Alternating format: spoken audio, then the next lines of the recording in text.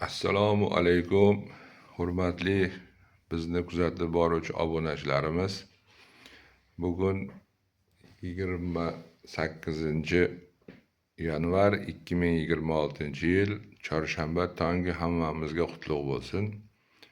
Bugungi kunimiz xayrli, barokatli, sermazmun o'tsin. Bugungi mavzuyimiz egizaklar mavzusini davom ettiramiz. Eng qiziqarli, hammaga juda ham qiziqarli bo'lgan Siam egizaklari mavzusida qisqagina video lavha qilib, shu egizaklar haqida tushuntirishlar olib boraman. Bu egizaklar haqida video lavhalarimiz, ma'ruzalarimiz tushuntirish olib borishdan maqsad keyingi videolarda ultratovush tekshiruvida, skrining tekshiruvida aniqlanishi mumkin bo'lgan holatlardan bittasi mana shu egizaklar bo'ladi. Shuning uchun keyingi skrining tekshiruvlari ma'ruzalariga mana shu egizaklar haqida tushunchalar berib boramiz va skrining tekshiruvini asosiy juda ham bir ma'lumot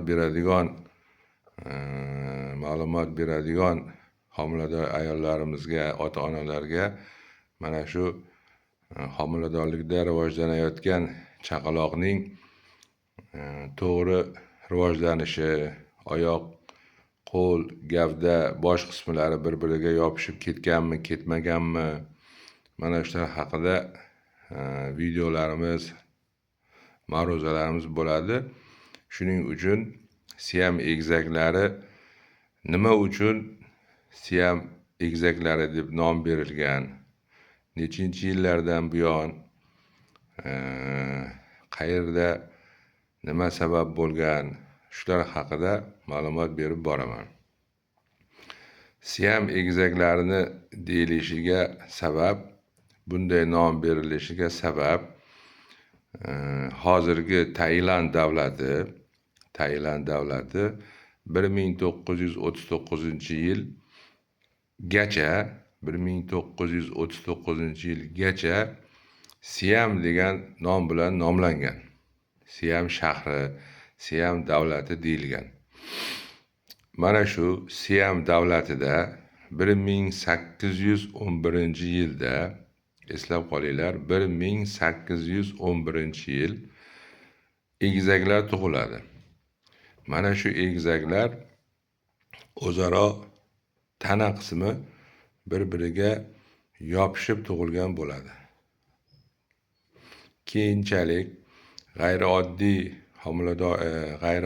chaqaloq tug'ilibdi, g'ayrioddiy insonlar tug'ilibdi deb butun o'sha Siam davlatida bu ovoza bo'ladi.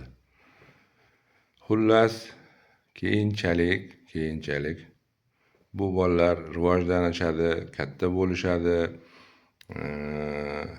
Bu egizaklarni 18 yoshga to'lganda yevropalik bir sirkda ishlaydigan tadbirkor inson Yevropaga olib boradi. Yevropada keyin Amerika Qo'shma Shtatlariga olib ketiladi va ular Amerikada turmush qurib 1874-yil 63 yoshlarida vafot etishadi. Endi mana shu Siam davlatida tug'ilgan, hozirgi Tailand davlatini oldingi nomi bo'lgan Siam davlatida tug'ilgan xuddi shunday egizaklar boshqa davlatlarda ham keyinchalik tug'ilish bo'lganligi sababli, shunaqa egizaklar tug'ilganligi sababli bularga o'sha birinchi Siam davlatida tug'ilgan chaqaloqlarni butun dunyoga mashhur bo'lganligi sababli nom berishda Siam egizaklariga o'xshash chaqaloqlar tug'ildi. Siam davlatidaqa egizaklar tug'ildi degan ma'noda butun dunyo kelishilgan holda shunday